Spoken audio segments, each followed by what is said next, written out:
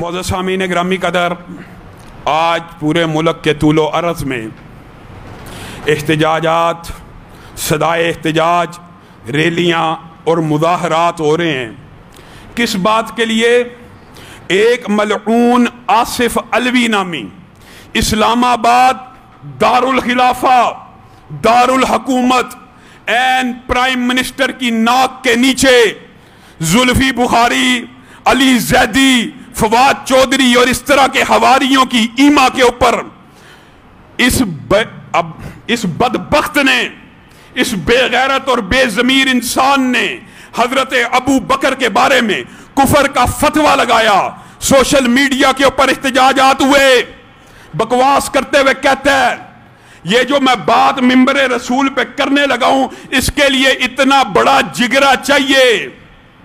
ये इतना बड़ा जो जिगरा है, इख्तिजाज शुरू हुए, सुकड़ते सुकड़ते इतना रह गया कि ये बात मैंने अबू बकर रज़ी अल्लाह के बारे में नहीं थी की, यजीद के बारे में की थी। ये बदजुबान और बदबख्त और बेगैरत तो हो सकता है, लेकिन जहन से और अकल से पैदल है, अवाम को बेवकूफ बना रहा है। कौन सी बतूल, कौन सी फातिमा यजीद के दौर में जिंदा थी?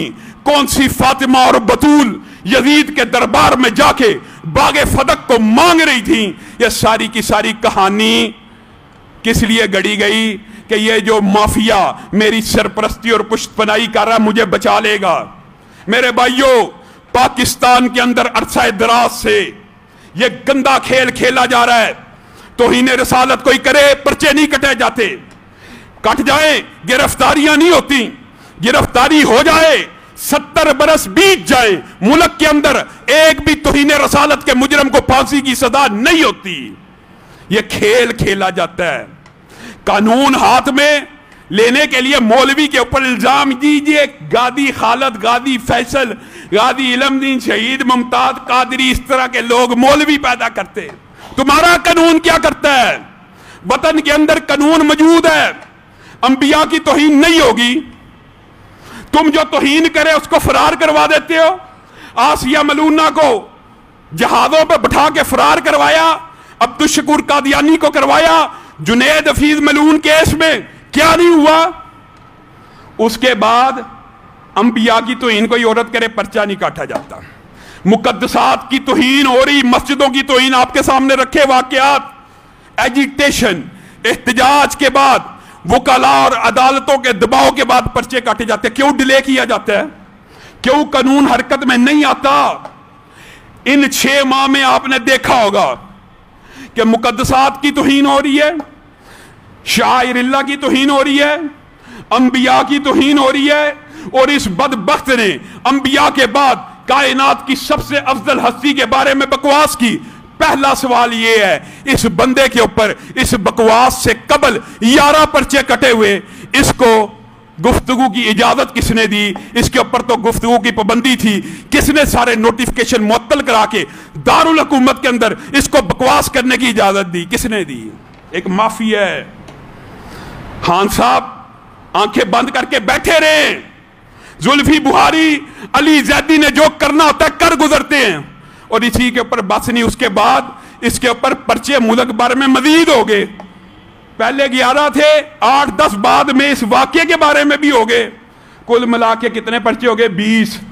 और सारे के सारे तौहीने सहाबा, तौहीने मुकद्दसात। ये जुर्म छोटा है, ये जुर्म मामूली है, ये जुर्म संगीन नौइयत का नहीं है।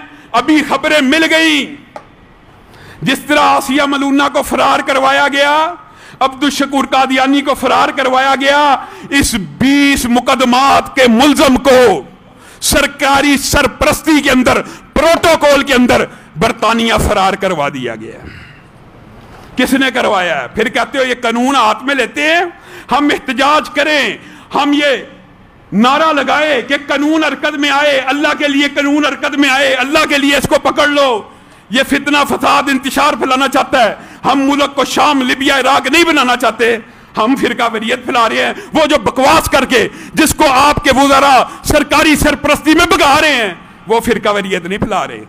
आज आप अहले सुन्नत को मायूस करना चाहते हैं کہ آج آپ ہمیں اس بات کے اوپر مجبور کر رہے ہیں کہ ہم یہ عقیدہ بنا لیں کہ پورے معاشرے کا ہر شیعہ صحابہ کو گالی دیتا ہے، کہ ہم اس بات کو سمجھنے میں مجبور ہو جائیں کہ یہ قانون اور یہ ضابطے، یہ نیشنل ایکشن پلان، یہ دہشت گردی ایکٹ، یہ 4th شیڈول صرف اہل سنت کے لیے ہے؟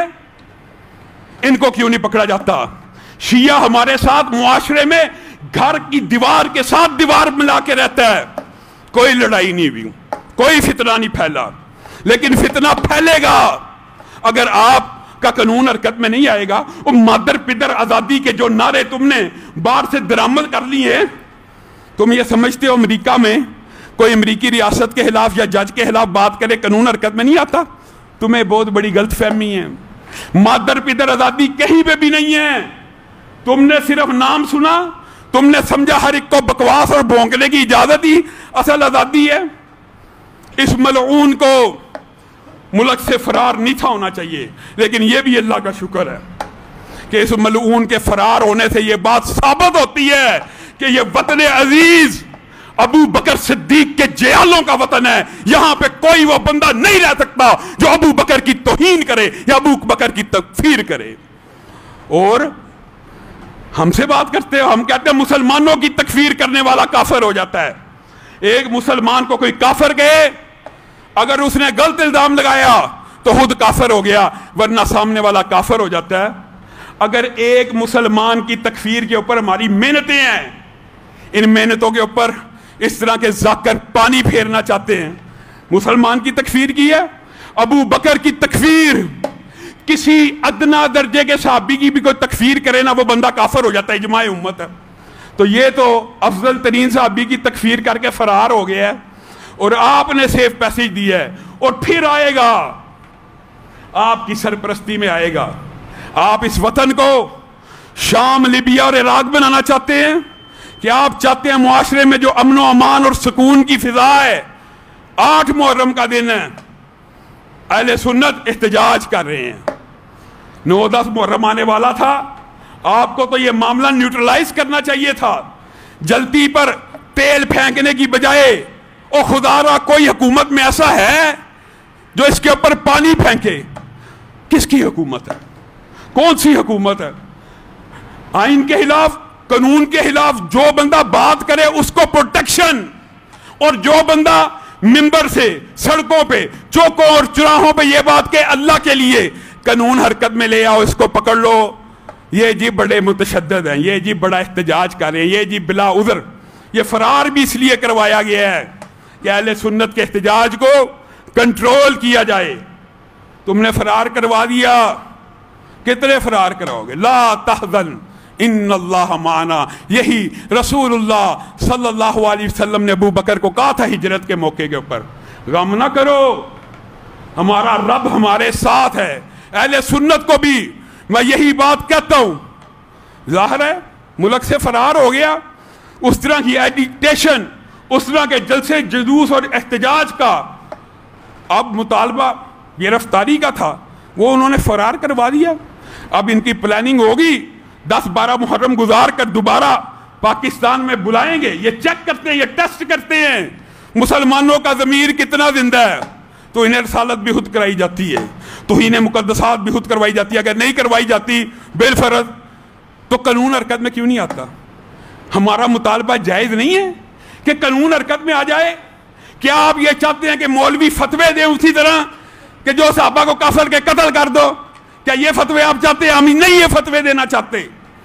ہم معاشرے میں امن و سکون کے دائی ہیں، ہم تکفیر مسلم کے فتوے کے بھی خلاف ہیں، لیکن آپ تکفیر صحابہ والے کو اس طرح آزاد کرا کے فرار کروا دیں گے تو پھر لا محالہ کے رد عمل پیدا ہوگا۔